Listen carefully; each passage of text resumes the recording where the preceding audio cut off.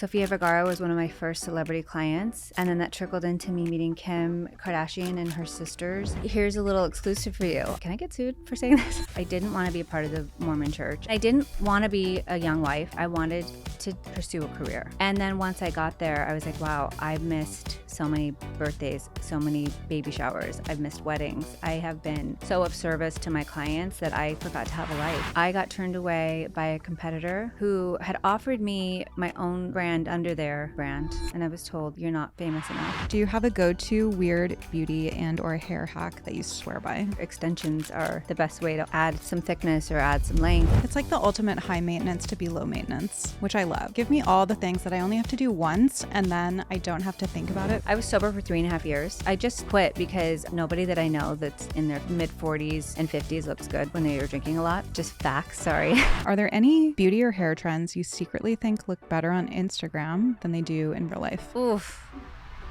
Probably. Welcome. Thank you for having me. I'm so happy to be here. I'm so excited to talk to you. I think it would be fun today to start with a little this or that. I know that you just got off a plane. Your schedule's crazy. So sometimes I like to just break the ice a little and get into the podcast mode with some fun questions. So good. I'm totally delirious. Let's go. Perfect. Dry shampoo or hairspray? Dry shampoo. Blowout or air dry? Blowout. Scissors or hot tools if you could only pick one? Oh my God. Are you okay? That's crazy. Desert Scissors island. Or hot tools? Mm-hmm. Oof. Probably hot tools because it means I have electricity on this island. That's actually a really good rationale that I would not have thought of. Classic bob or I was going to say beachy waves, but 90s layers since we were talking about it. Ooh, 90s layers. I'm all about it right now. You're hoping that comes back in, right? Yes. I'm like trying really hard to influence everyone to go back to not only like the 90s layers, but like really cool shortcuts. Like I really miss like the boy cuts, you know? Yeah, like more like, personality in the hair, more intention. And there was a shorter length to a bob and you could kind of see the neck and it was just like, I don't know. I feel like everything was tailored to your face. And I think that now everyone's just kind of like wearing the same hair. Does that make sense? I think if anybody can influence, it'll be you. Let's see. I have a kind of a side question about that. You hear that like heart-shaped faces should have short hair, right? Or is it the other way around? Should have longer hair. Is that an actual thing? Here's the thing. I think I probably shouldn't have said face shape because I also don't like putting out there that there's like one face shape that's everyone's supposed to have, or you're supposed to like cater to a certain look. But I think like your schedule and like how much time you'll actually spend doing your hair, I just wish that maybe we'd like pencil in a little bit more time, you know, to like have a style. You know, I wouldn't say like cut a baby bang, like a Drew Barrymore 90s, like, you know, short bang if you don't know how to work with it and it's going to be a disaster for you. But I just wish that people would like experiment more. I think everyone's scared to like, and I think hairstylists too. I feel like we need to be a little bit more aggressive and encourage your client to try a different look. So it's not necessarily like the face shape, but I think a lot goes into like the decision of it. But I wish people would get a little bit more daring. I've been wanting to cut my hair to about here for a long time, but I feel like it would be hard because I would have to style it every day. Whereas right now, I just kind of like wake up and... But that's what I mean. Yeah. Can we go back to just styling our hair? Yeah. I mean, we take the time to do makeup. Like, yeah.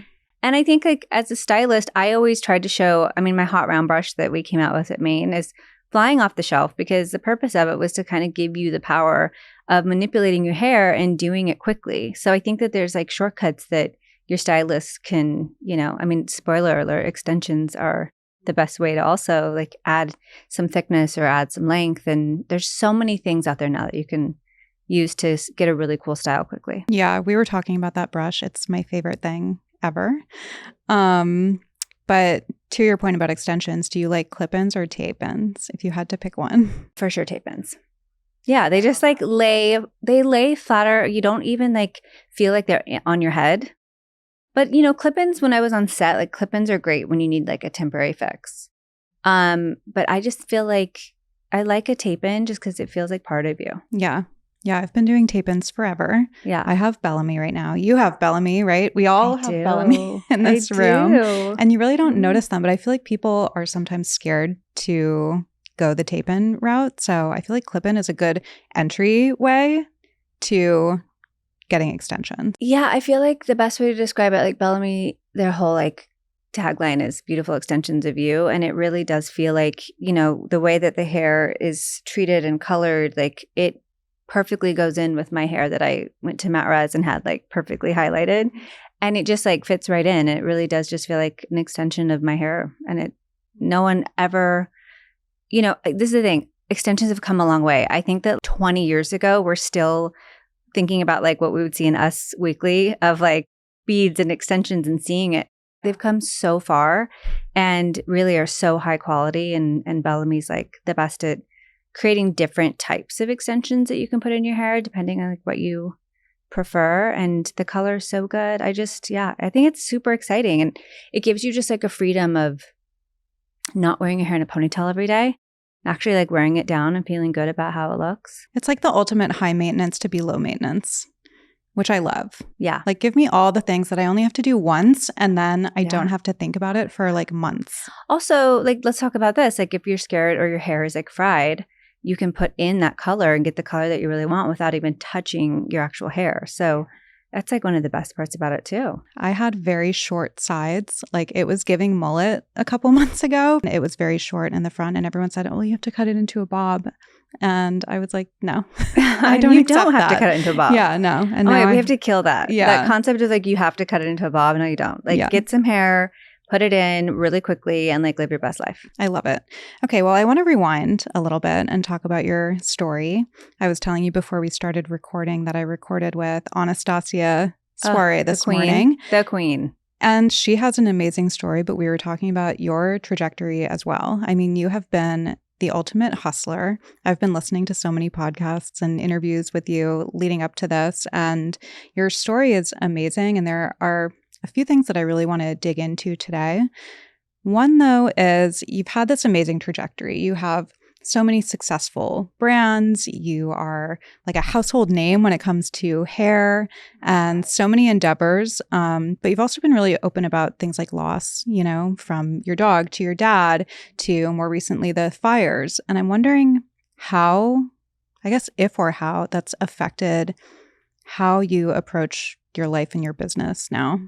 So crazy that you say that. I was actually in a social meeting going over my own personal social with my social media manager because we have people obviously for the brands, but for my own, I have somebody who helps me kind of like curate it and put it together and reminds me to post. And we were looking at some of the stats over the past year and she's like, yeah, so I kind of was looking and it feels like everyone really likes it when you have tragedy. I was like, what?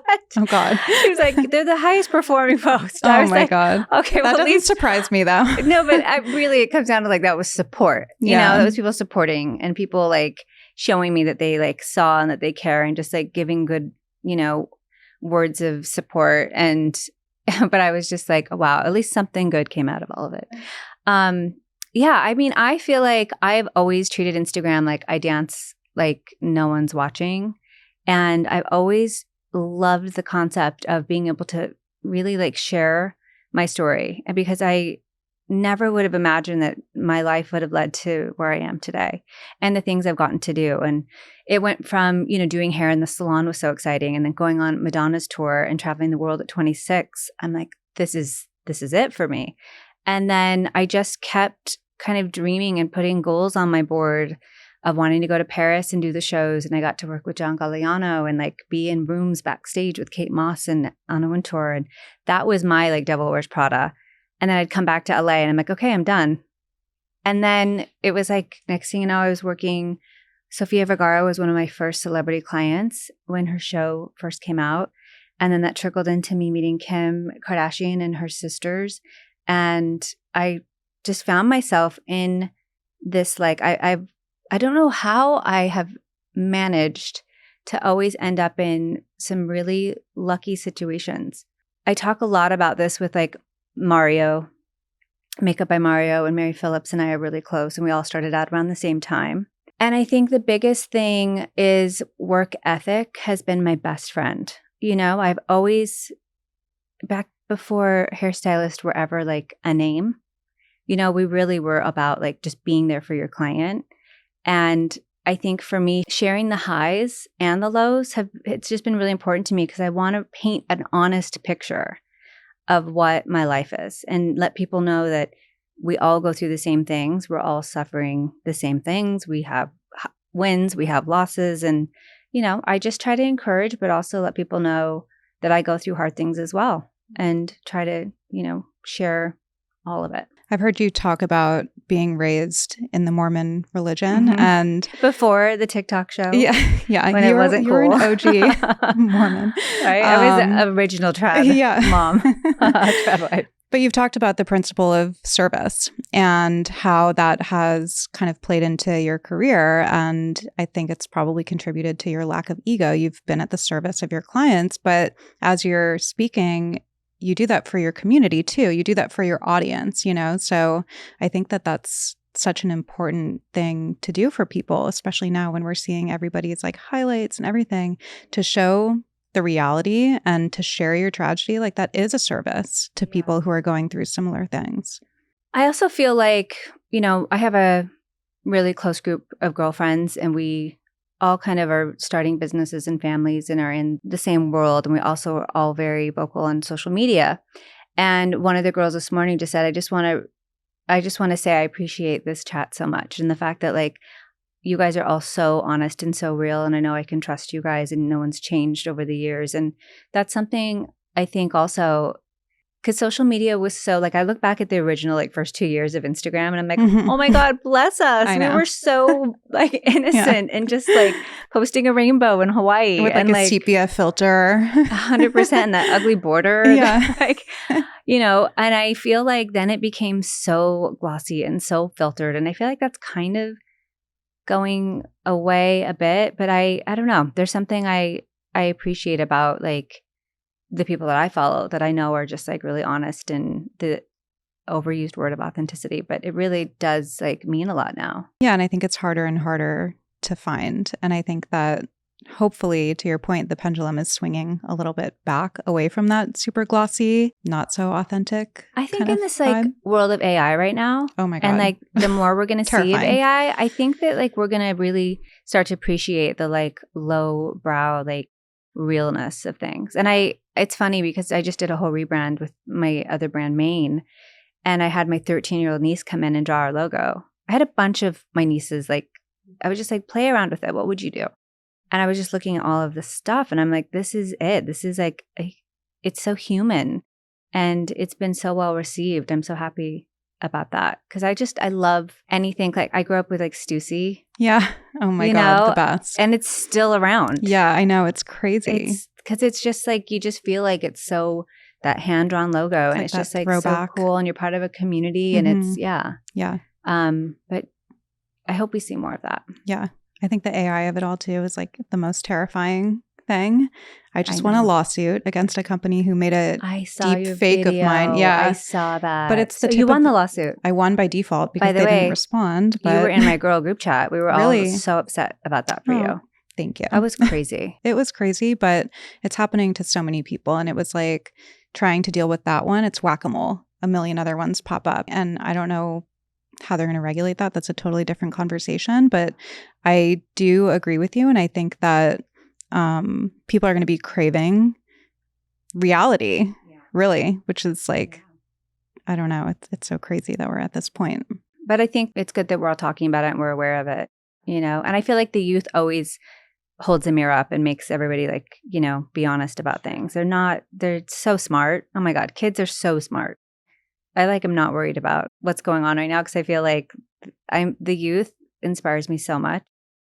They're so smart and no one's going through like awkward phases anymore. I look at people, I'm like, I don't know if you're 25 or 15, but they're like beautiful. And no, I'm like embarrassed. I look back at my old pictures and I know that you've shared some of yours. I'm like, oh my God, but we had blinders on, we didn't have social media. I didn't have social media growing up. We didn't have cell phones. I didn't know. Like we would go to parties, take the pictures with the disposable camera, go get it developed at CVS. And like that was so many dumb pictures, so many bad pictures that we'd hold on to. And then we would like post everything to Facebook.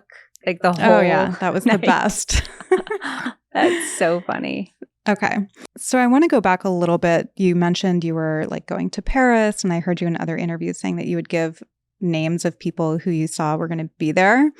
I think that grind is so inspiring, especially now because we do have social media and it's a different kind of pipeline or a trajectory that people follow to success.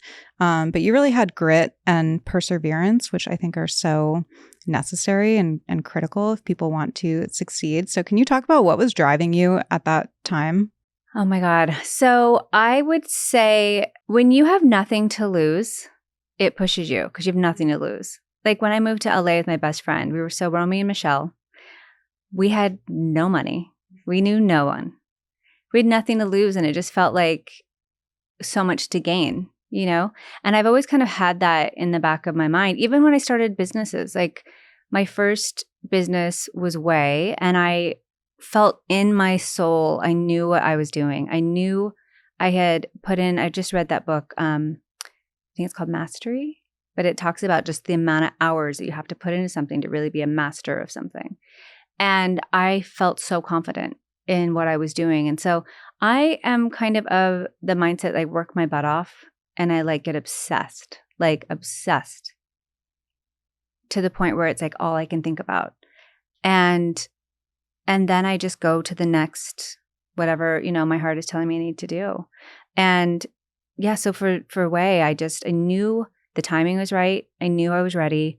I got turned away by a competitor who had offered me my own brand under their brand. And I told them my idea, and I was told, you're not famous enough. It's way too early. And Instagram was maybe 2 years old at the time. It was 2014. And I was literally like, oh, Khloe Kardashian was with me, and I had the call because I was so excited about the opportunity. And I was on a set, and I'll never forget, I had on speaker, and she was like, hang up. And I was like, I cannot believe how they're talking to me. This is so rude. I didn't hang up, but I ended up being their competitor and doing really well and being in retail where they weren't. And, you know, that drove me. But anyways, I feel like I am of the mindset of like just really like studying and working hard and like keeping my head down and then taking the next step when I feel fully ready. What's been the most meaningful part of your career, if you could think of anything? It comes right to my head. It's the team that I've worked with for 10 years. Like I could cry talking about it. I've seen them all grow from interns to junior level hires to Hannah Beals was our junior level marketing hire. She's now CEO of OUAI. And, you know, like, I think just watching the opportunities that have come to everyone, it's been so wonderful for me to like grow with them and still like, we like our text threads are like so mushy, but it's true. All of us are so proud of each other because we've all shown up. We're a team. We've all shown up to like get the brand to where it is. And, you know, Mane's been out for a year and a half. So we're still building, and it's like we're finding our rhythm, but like you can clock who you're, you know, like you can like, it's weird. I drive my team crazy, but we all like love each other. But it's really, you know, I have to say the thing that makes me sad is when we've had team members who just like, you know, there wasn't room for them to get into a higher role. And so they've gone to other brands, and like the work culture that I hear about makes me so sad because it's just so discouraging, and work doesn't need to be stressful. It doesn't need to be like awful. Like we weren't put on this planet to work, and you know what I mean? Like it's a part of our life. But even as a founder, I try to remind the team, I'm like, we're not saving lives. We are so lucky to be able to do what we do. We're so lucky to do it this day and age. Can you imagine trying to market products in like the 70s? Forget it. Or try and have opportunity when it was such a closed community. So I just feel like we're all so lucky, and I get so excited every day to do what I do. So it sounds like you don't see the saturation of the industry as a problem to overcome, or? So here's a little exclusive for you. I actually am just sitting here in my mind being like, can I get sued for saying this? But no, I actually I sit on the phone and mentor a lot of people who are competitors, like female founders in my space, who I want them to win. And the reason I want them to win is because I've been from A to Z with a company, and I know how many hurdles you have to get over. And I want them to win because this whole space won't change. And the people at the top, the people who like buy companies, the people who are the CEOs of a lot of companies, like none of that's going to change unless all of our like tides rise together. And I like get bummed out when, I'm mentoring them, they're telling me like these things that they have to go through. And it's so hard. It's so hard. It's like you have to have great leadership at your company. You have to have money. You have to have people who believe in you. You have to believe in yourself so much. You have to show up even when you don't want to.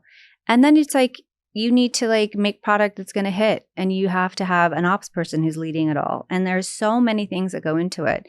And, I think what I learned the first time around, I try to help skip the line for them. And I give out all of my vendors. I give out all the creative companies that I think are great, PR teams, to so many different founders, because I really I want what happened to me to happen to them. I don't see it as competitive. And I also think not everyone's going to make it, and that's okay too. I don't want to promote the pressure either, but I don't want people to feel like they can't do it, because I feel like they can, and I just want more female founders to win. I mean, I feel like that's good karma. I feel like having that attitude will only bring you more abundance, and then you see people that have a different approach, and it's like you're constantly coming up against things if you just have that super competitive, in it for yourself kind of mindset. I mean, I got to start my business with the Kardashians when their fame was really, really rising. And they were the first to ever tag their glam teams, ever. And that helped my career so much. And they didn't have to do that. And I think about that all the time. And I think about the good, I will write Kris Jenner all the time and just say send her a picture of the kids at the house. And I'm just I have such a blessed life because of the opportunities that you guys have shared with the people in your life. And that is what it's about for me. And I hope to just be able to do that for other people too. Truly. And I had mentors like Anastasia, Bobby Brown, Sonia Kashuk. I got to call these women, didn't even know them. And I was this loudmouth hairstylist in LA that was really active on Instagram. And they helped me so much and didn't have to do that. So I just, again, I think that that's what we're here to do, is to help each other. It's so cheesy and overused, but what is it? Collaboration over competition. Yeah. Is there a moment that you can think back to where you felt like you had actually made it? Yes. The movie moments that come to mind, I got to work with Cindy Crawford, who is such an icon. I got to do Gwen Stefani for the cover of Vogue. Going on Madonna's tour was incredible. I haven't got to do Sade. She's the last on my list. Oh my God. Just want to do that fun one time. It'll happen. Oh.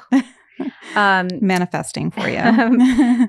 But to be honest, I'm really bad about I was so bad. At the height of my career, I was traveling the world 8 times a year. And I was so bad about being present, because I just had to be prepared for the next person, the next job, and show up and be prepared. So I actually have to look at photos to actually remember all of the great moments. But when I do that, I'm also what? When I wrote my book, I remember going through the photos. It was actually during COVID. And I got a moment to sit and reflect. And I'm how the hell did a Hawaii public school from St. George, Utah, how did I end up in these places? I still can't believe it. It's watching somebody else's life almost. Yeah. I still can't believe it. It feels like a movie at times. Mm-hmm. I've heard you talk about Hoffman, and that was really profound for you. And I think you were talking to Kat Sadler, who I love, and you were talking about having this moment where you realized the success that you had, right? And maybe you didn't feel exactly like you reached the top of the mountain, but you were able to recognize your success. I've heard this happen to a lot of successful people, where you think that you would reach that point and be okay, I did it. And you get there and it's completely different than you would have imagined. And it sounded like that experience for you kind of changed your priorities a little bit, where you were okay, I need to put the phone down sometimes, get outside, be with my family. Can you talk about that a little bit? I needed to hear you say that right now. I still fall back into, for Hoffman, the biggest thing for me was it taught me kind of the patterns of my parents that I picked up. And I was just getting to a point where I was, like you said, I was working with like Dyson at the time, and I had my hair care brand was doing really well. I was working with the best of the best people. And I was just depleted, exhausted, and I realized I don't know how to take care of myself. And where am I getting validation from my life? And so Hoffman really helped me to like give them my phone, be with my thoughts, be outside, touch grass, and think about what, to be honest, to go back and think about who I was before I moved to LA. And I didn't want to be a young wife. I didn't want to be a part of the Mormon church. I didn't want that like life that was already laid out for me. I wanted to pursue a career.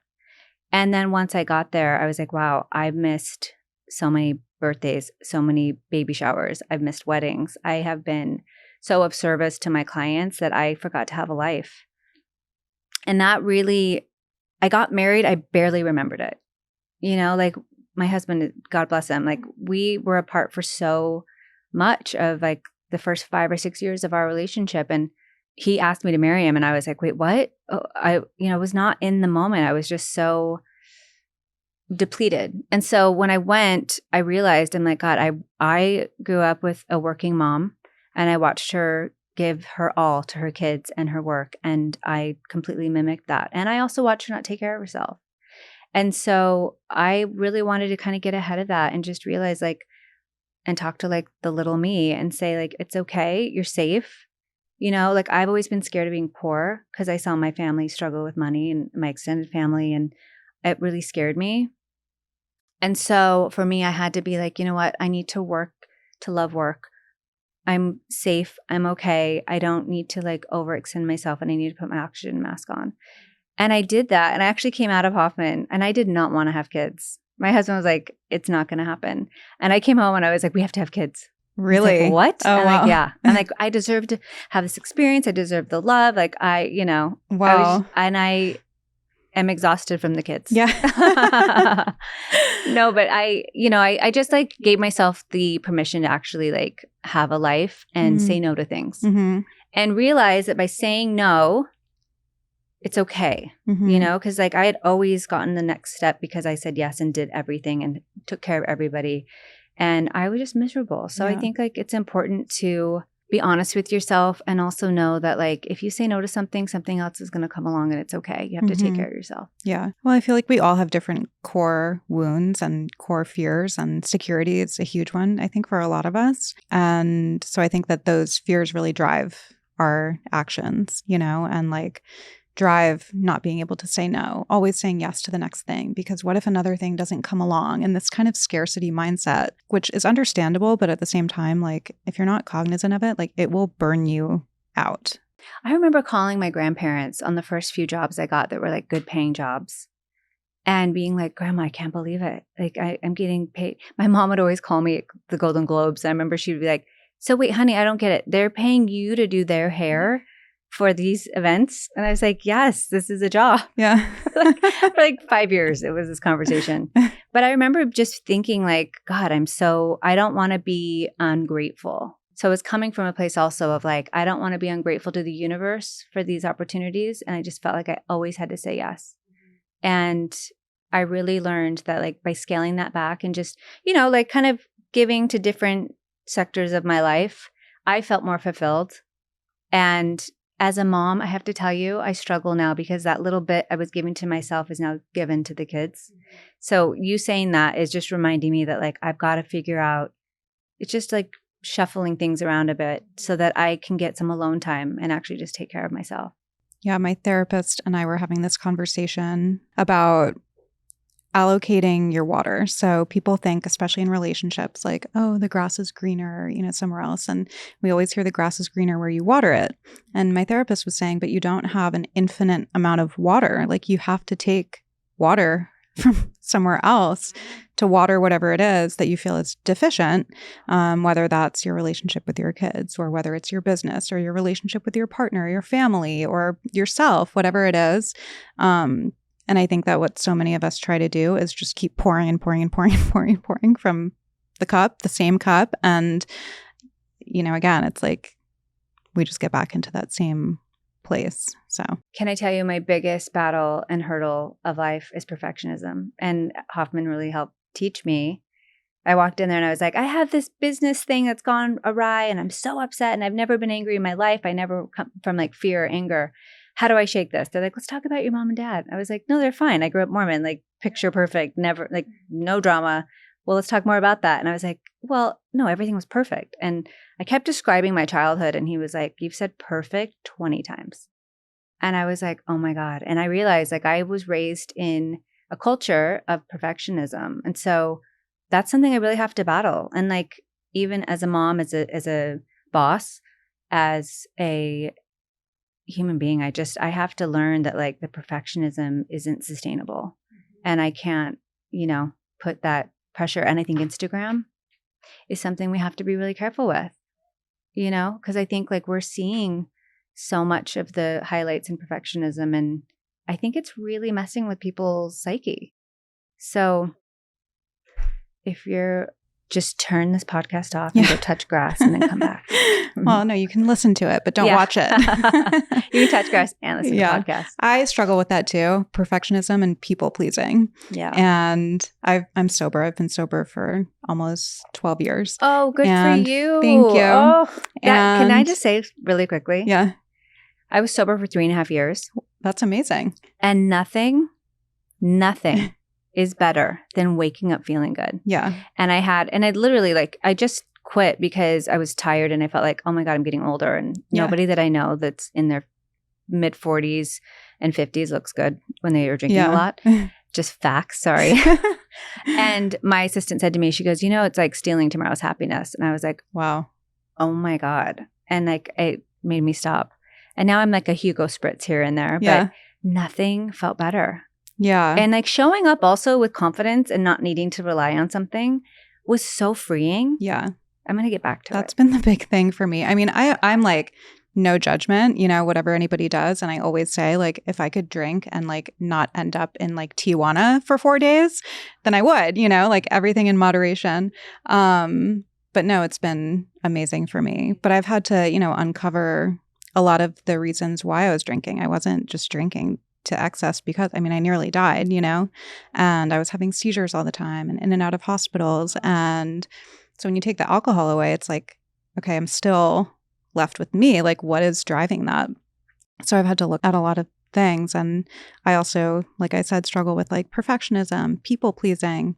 And somebody really close to me in recovery was like, well, that's just lying. Like, that's just another form of dishonesty. And I was like, oh, when you put it that way, like I had never thought about it like that. If you're people pleasing, if you're trying to put on whatever mask it is, or you're trying to do everything perfectly, it's a form of protection, like a self-destructive form of protection. But maybe you're also cheating yourself of getting to know you. Yeah.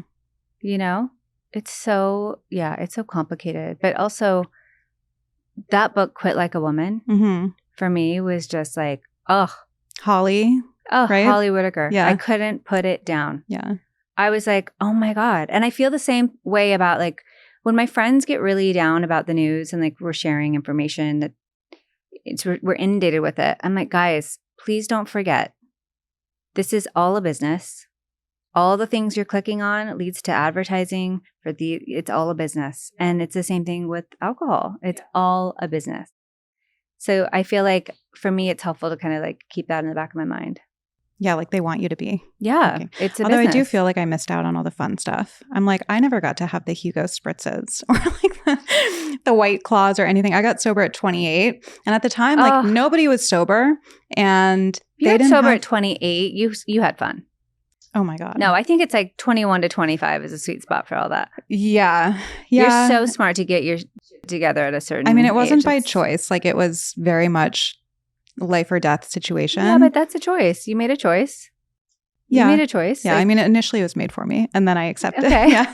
Well, you've made the choice to get. Did you say 12 years? Almost 12. Yeah. Oh my God. Yeah. You've made the choice to get that. That's incredible. Yeah. Thank you. So this has been a big year for you. We kind of touched on it in the beginning, but with the fires and everything, and some new business ventures, how do you feel about where you are now compared to maybe this time last year? This time last year, interesting. I was just thinking about this the other night and talking to my husband, and, my son's preschool burned my father-in-law, who's 86, his house burned. And a lot of it was like just such a collective trauma and experiencing, horrific things. Like our neighbor, some of them didn't get to get up to our neighborhood to get their dogs out. We were all there for one another. And like, I was in this moment of, I was so upset about political things. And then coming into the year, I was like, you know what? I got to be there for my business. It was my first day back. I was in the office, perfect view of Palisades, and the smoke started getting bigger, bigger, bigger. And like, still, it was like, there's no way it's going to make it to Malibu. The weirdest thing about it is that was in January. So we're now about 9 months out of it. I feel like my husband and I were in such fight or flight and taking care of our community and his father, just like mourning as a community together. And it felt unbelievable, right? I think it's just hitting me. It's the weirdest thing. I feel like we've just been in survival mode. Work has been a great distraction for me. Everything at Mane is so like light and fluffy and pink and happy. And the office literally looks like Hello Kitty. It's amazing branding. Threw up. I mean, it's so nostalgic. But I need it. Yeah. It's saving me, and like that girlhood, that feeling of like before we had Instagram or before we like doom scrolled. And we were just so excited about our backpack at school. Yeah. Trapper Keepers. Did you have those? Yes. And our like shows to watch. Yeah. And our books to read. Like I just needed that. So I have that. That's been a distraction. And with OUAI, it's been so amazing because like we're taking you on vacation. We've been in St. Bart's and like everything is just like been saving me. And now I'm starting to look at photos and like really, I think it's sinking in that I've been to the property, we had it cleared out, but I feel very lucky. I feel lucky and I feel like we have found a great home in Seattle. My kids have safety. They're in a great routine. We have settled really well and I'm proud of us. I'm really proud of my husband and I for going through something that was so scary and like I'm really proud of us, but I also am allowing myself now to get into the feelings and like feel the loss. And so, you'll probably see a post about it soon. I feel like I'm getting there. And I'm ready to like let myself feel my own individual loss and our loss of our things in our home. And it's just been so heavy for everybody. Yeah. And to be honest, I feel horrible for the families that their homes are still standing and the neighbors' homes are all gone. It's been such a really like a heavy year. But I will tell you this, the thing that and I speak about this a lot on Instagram, the thing that I needed to be reminded of in that moment was community. And there was the Watch Duty app we were all collectively on. We were listening to like the radio. I remember listening to AM radio to get updates during that time. It taught me that like we are not, because we live in LA, it doesn't mean that we're immune from like these things happening to us. Like we hear about this stuff a lot. And I've heard about fires in LA. I've never experienced it in the 25 years I've been here. But it made me just feel like we need to all be prepared and we need to know who our neighbors are. Yeah. And that's the number one thing. Like this was the first time in LA where we knew our neighbors really well. Mm-hmm. We were a community and we were on a WhatsApp and everyone was checking in on one another. At the time, my husband was walking door to door with another neighbor just to make sure everyone could get out safely. And everyone just took care of one another. So at a time when I felt kind of like, who can you trust? What world are we living in? I was reminded that like we have each other's back. And if something were to happen in that moment, we all felt so collectively there for one another and everyone showed up, and took care of one another. The humanity. And that to me was the biggest blessing in all of it. So long-winded answer, but like we're okay. It was, yeah, we're okay. We're okay. But it also gave me so much empathy. Every time I lost a dog to a coyote, I sound like a country song. I lost a dog to a coyote, lost my father, lost a home to a fire. And I have so much empathy when I see natural disasters happening. Like, I try to do what I can to show up. And can I be honest? The GoFundMes, all the different ways that we have to show up and help people, even with all the things that are going on in LA right now, like people are taking care of one another and like that doesn't go away. reminds me of this quote from a therapist that I had on my show like years ago, but it really stuck with me. And it was that, we have these things that we think, oh my God, if that happened, like I could never go through that. And she said, you meet the version of yourself who can go through that thing when that happens. So you have to trust yourself. Like these things you've been through, unimaginable to you probably years ago, right? But a different version of you shows up. But the fact that you're feeling it now kind of makes sense because I feel like it was a collective trauma. And then it's such an individual trauma that I can't imagine to lose everything to go through that. And I'm sure that something does happen on a self-protective level where you just go into whatever mode you go into so that you can be methodical and go through the next thing and help other people and get your family safe. And then like now that you guys are 9 months out and you're kind of settled in another place, your body and your mind are safe enough now that now it can come up and now you can deal with it. 100%. Someone the other day said you need to read The Body Keeps the Score. Yes. Oh my God. My husband had weird like rashes, like his face had like a weird rash and he physically it's like manifesting for him. Yeah. And I need to read that. I haven't read it yet. I truly believe that stuff manifests like even years later down the road. So yeah, I have to say like also it made me, the weirdest thing is this, you work so hard as a woman to curate your closet.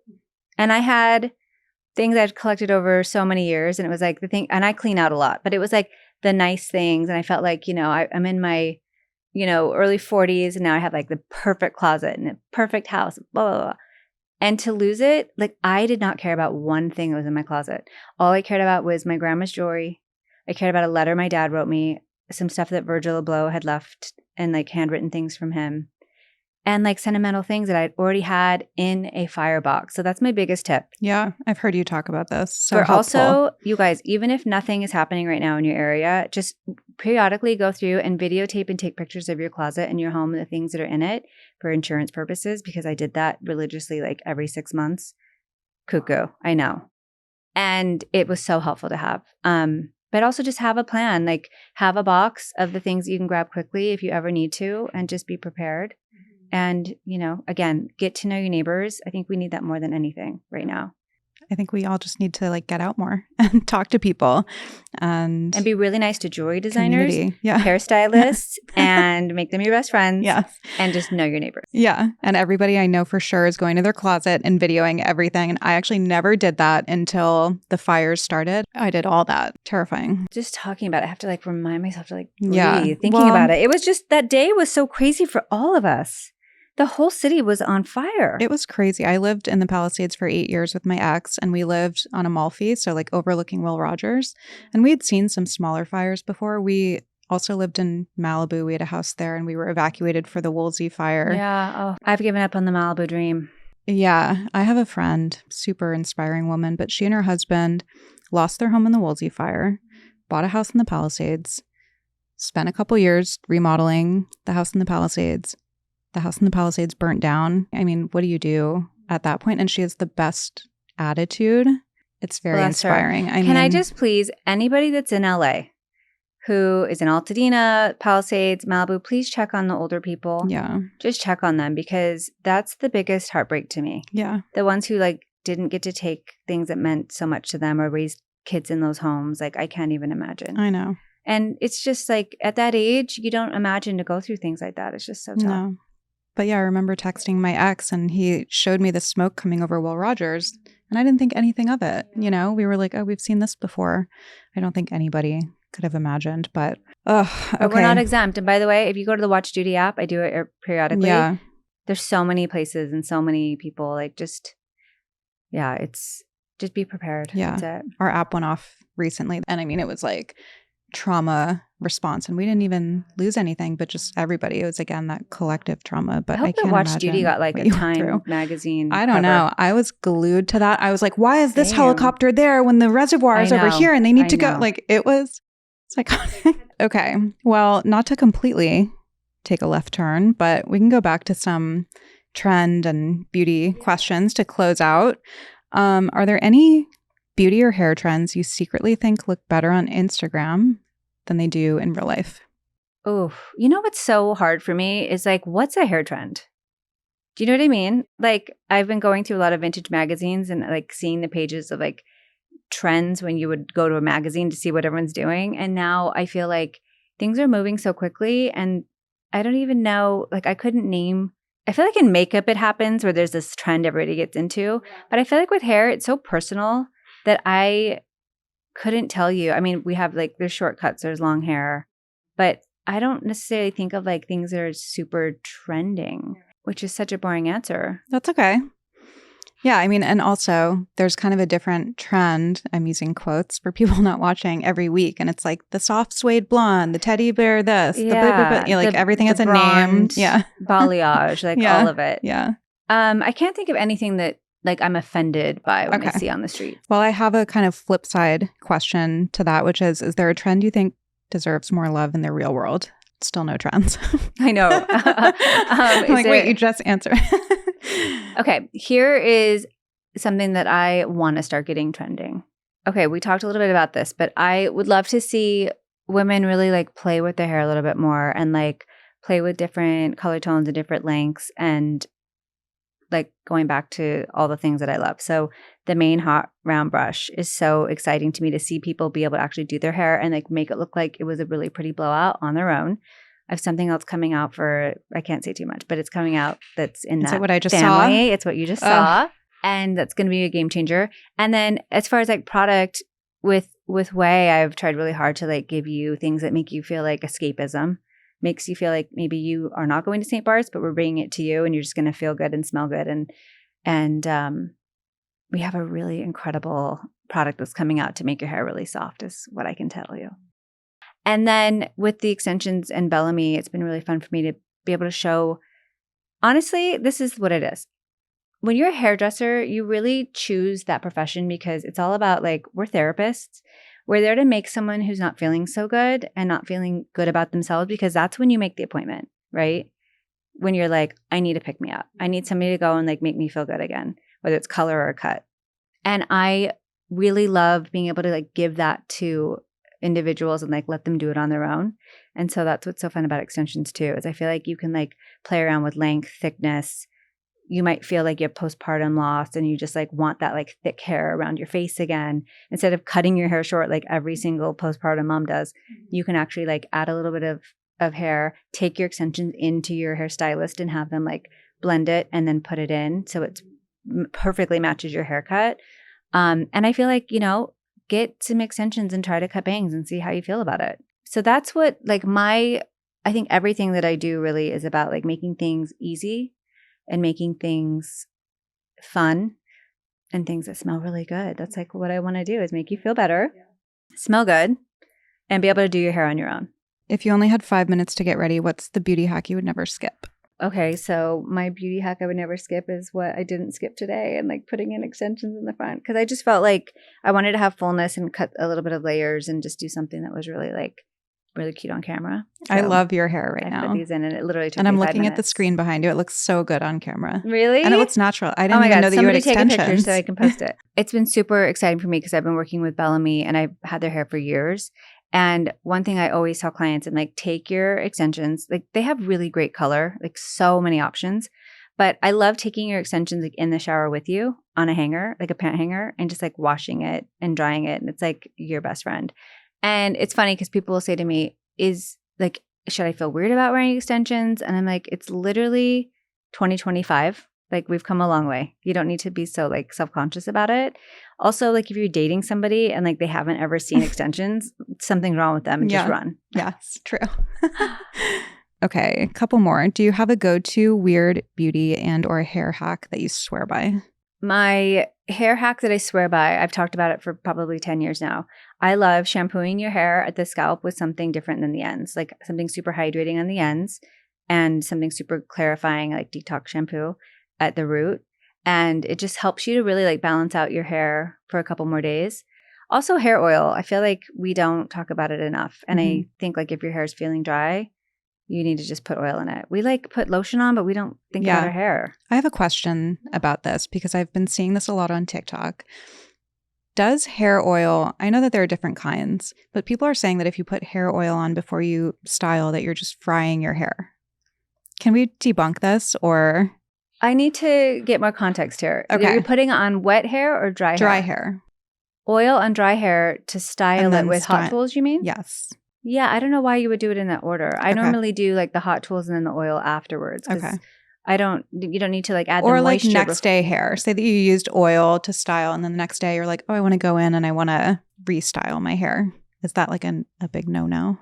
No, that's like my whole goal in life is to let you like get out the door quickly. Yeah. Okay. And like freshen up with like a dry shampoo, and like extensions are easy for you to like get a quick pick me up, and the hot round brush, like all those things are made to like to just touch up hair that's like a couple of days old. Okay. I keep seeing the oil is frying and I'm like, oh my God. Well, I understand why they're saying that. Like you don't necessarily want to do, oh my God, like I had sent a hot round brush to a client and she's like, I don't understand.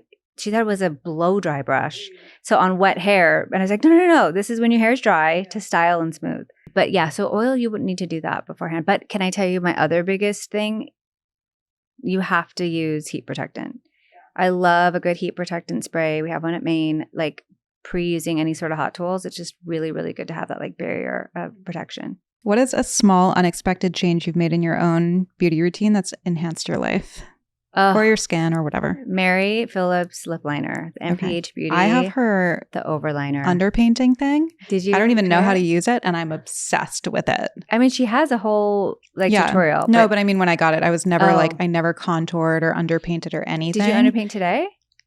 Yeah, but then I had to like touch up and I kind of went over it because I didn't bring it. But yes, I mean, it's so easy and intuitive. So easy. Yeah. And like, it's so fun for me to see everybody like understand like Mary's technique and why she's like the queen of the underpainting and just like skin. But her overliner lip pencil has changed my life. Like, you have it on now? Yeah. But also like Mary taught me years ago about like kind of going just above your lip line and it changes like your whole face. It's amazing. Yeah, it looks really good. That's one thing that I noticed. And then like, I've been doing fake freckles lately. Really? Mary's like been telling me like just get your like eyebrow pencil and just make a few, and like that makes me feel like, I don't know, youthful. And it makes you like look like you're not wearing makeup probably, right? Yeah, it kind of gives that like effect. Yeah. Amazing. Thank you so much for coming. That was so fun. Tell everybody where they can find you and all of your brands and everything. You can find me at Jen Atkin Hair, and then everything is there. Okay. Yeah, everything is there. And I'm so happy I got to do this. I really love your podcast. Oh, it's so thank great. You so thank much. you for having me. I love everything you do. And everybody can go to show notes too. And I think we'll have links and everything to Bellami and all of the things. So thank you. Thank you.